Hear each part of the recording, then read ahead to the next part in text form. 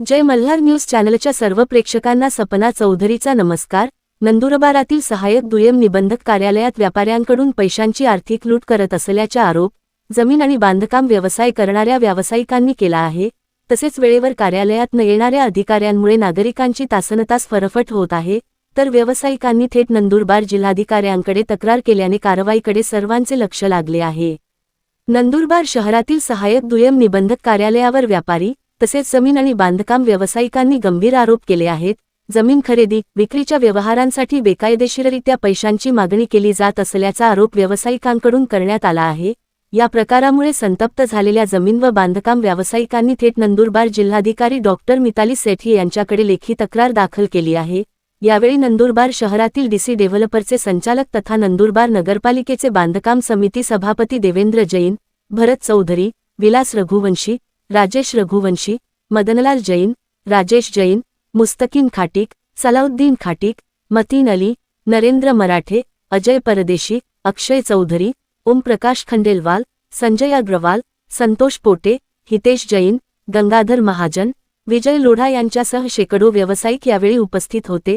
नंदुरबार जिल्हाधिकारी यांना देण्यात आलेल्या निवेदनात नमूद करण्यात आले आहे की सहाय्यक दुय्यम निबंधक कार्यालय हे वर्ग 1 आणि 2 तालुक्यांसाठी महत्त्वाचे कार्यालय असून शहरालगतच्या जमिनींचे मोठ्या प्रमाणावर व्यवहार येथे सकाळी 10 वाजेपासून सुरू होणे अपेक्षित असते, मात्र संबंधित अधिकारी वेळेवर उपस्थित राहत नसून अनेकदा चक्क दुपारनंतर कार्यालयात येत असल्यामुळे नागरिकांना तासनतास ताटकळत थांबावे लागत असल्याचा आरोप केला जात आहे।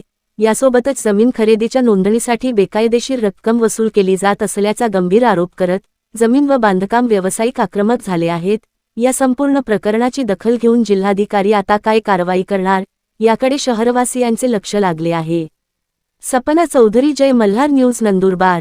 आम्ही माननीय जिल्हाधिकारी मॅडम यांना नंदुरबार शहरातील रिअल इस्टेट प्रॉपर्टी संघटनेचे सर्व कार्यकर्ते हे नंदुरबार शहरातील दुय्यम निबंधक कार्यालयात नोंदणी कामी होत असलेली प्रताडणा आणि मुद्रांक शुल्काबाबत होत असलेला अन्याय व अशा अनियमित बऱ्याचशा गोष्टी आहे, जेणेकरून प्लॉट खरेदी विक्री करणाऱ्या लोकांना अडचण निर्माण होते व त्यांच्या सर्व व्यवहार तुटण्याच्या मार्गावर येतो आणि मोठ्या प्रमाणात भ्रष्टाचार करून सुद्धा आमचे काम वेळेवर होत नाही। या सर्वांची एक सरासर मागणीच्या आम्ही 4 दिवसापूर्वी बैठक घेतली। त्या बैठकीत साधारण 150 ते 200 लोक हजर होते। आज सुमारे 100 लोक आम्ही निवेदन द्यायला आलो होतो। कलेक्टर मॅडमनी आमचं निवेदन स्वीकारलं। त्याच्यावर त्यांनी आम्हाला आश्वस्त केलं की दुय्यम निबंधक कार्यालयाचे जे अधिकारी व JDR जे कैलास पवार साहेब आहेत त्यांच्यासोबत आम्ही डेव्हलपर आणि स्टॅम्प वेंडर याची सर्व एकत्रित मीटिंग घ्यायची आणि ज्या येत असलेल्या अडचणी सोडवून नियमितपणे सकाळी जे ऑफिस 10च्या 12, 1, 2 वाजता सुरू होतं तिथे अधिकारी होत राहत नाही आणि त्यांच्या वरिष्ठ अधिकाऱ्यांनी त्यांच्यावर नियंत्रण नाही। अशा तक्रारीची समस्या मॅडमांनी आम्हाला आश्वस्त केलं की आम्ही सोडवून देऊ आणि पुन्हा असं काही झालं तर मॅडम म्हणे आमच्याकडे या, आम्ही सर्व तक्रारी सोडवायला आम्ही कटिबद्ध आहोत। त्याच्याप्रमाणे त्यांनी आश्वासन दिलेलं आहे। आम्हाला त्यांच्यावर विश्वास आहे। आम्ही प्रथम टप्प्यात निवेदन देऊन काम बघितलं आहे। याच्यानंतर जर आमची मागणी किंवा आमची रास्त मागणीमध्ये अन्याय बंद नाही झाला तर आम्ही मोठ्या प्रमाणात आंदोलन छेडू आणि या पद्धतीने सर्वांचं सहकार्य लाभलेलं आहे आणि आमची संघटना हळूहळू मजबूत होईल। तसंच तहसीलदार कार्यालयात सुद्धा कलम 155 खाली आणि जे आमच्या नवीन शर्तीचे प्लॉटसाठी थंब घ्यावं लागतं ते सुद्धा वेळेवर होत नाही। तिथले कर्मचारी अव्वल कारकून लेवलचे लोक भयंकर पैशांची मागणी करतात, परंतु आता तो निवेदन आम्ही त्यांना दिलेलं नाही। आता आम्ही तहसीलदार साहेब भेटले तर त्यांना सांगू, त्यांनी जरी नाही ऐकलं तरी आम्ही सुद्धा त्यांच्याबद्दल सुद्धा वरिष्ठ कार्यालय म्हणजे कलेक्टर मॅडमकडे येऊ आणि आता अशा या प्रकारे आम्ही लोकांची सर्वांची समस्या सोडवायचे काम करू। शहरातील लहान मोठ्या सर्व व्यापारी बंधूंना, प्लॉट विक्रेते, भूविकास करणारे आणि शेतकरी शेतमजूर यांना त्यांच्या जमिनीच्या विक्री संदर्भात होणारे प्रॉब्लेम्स लिगली नसताना सुद्धा ते क्रिएट केले जातात, ते दाखवले जातात जेणेकरून काहीतरी स्वतःचा आर्थिक फायदा केला जाईल आणि त्याच्यामुळे अनेक वेळा सौदे तुटतात, माणूस येऊन थकून जातो आणि त्याच्यामध्ये विपर्यास होतो। मग शेवट विकणारा घेणारा हा काही तडजोड करतो, जास्त स्टॅम्प ड्युटी भरतो किंवा जास्त खर्च करतो आणि तो त्याचा डॉक्युमेंट कशाही प्रकारे पार पाडण्याचा प्रयत्न करतो। अशा प्रकारे कायदेशीर बाबींना बेकायदेशीर मार्गावर नेऊन ते अननेसेसरी यांना सर्वांना वेठीस धरतात। याच्यामुळे लहान सहान सर्वांचे हिंमत तुटते। एक येणारा उभरणारा व्यापारी, उभरणारा व्यावसायिक, उभरणारा विकासक हा तिथे खचून जातो। असं होऊ नये।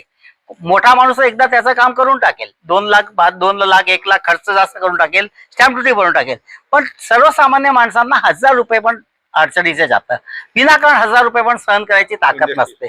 आणि या मॅडमांना आम्ही जे निवेदन दिलं त्यांना ते निवेदन समजलं, शांत चित्ताने त्यांनी ऐकलं, त्यांनी मुद्दे लिहिले. मॅडमांचा जो व्ह्यू आहे, मॅडमांचा व्ह्यू आम्ही पाहिला आहे. आजही त्यांनी औद्योगिक कामासाठी बाहेर येते सर्वात मोठी अडचण होती विजेची. ती विजेचे मोठे मोठे तिथे सबस्टेशन उभारले गेले. आणि त्यांचं खुलंच आव्हान आहे की ज्यांना पण औद्योगिक क्षेत्रात पाय द्यायचा असेल त्यांनी केव्हाही त्यांच्याकडे यावं. औद्योगिक क्षेत्र नंदुरबारचा एक विकास व्हायला पाहिजे. नंदुरबार हा आजही भारतातील 10 जिल्ह्यांमधला एक जिल्हा आहे जिथे 100% सबसिडी आहे. इतर कोणत्याही जिल्ह्यामध्ये 100% सबसिडी नाही. कुठे आहे गुजरातला 30% सबसिडी, कुठे काय. आपल्याकडे एस्पायरल डिस्ट्रिक्ट असल्यामुळे फार फायदे आहे. याचाही फायदा घ्या हे पण त्यांनी आवर्जून सांगितलं.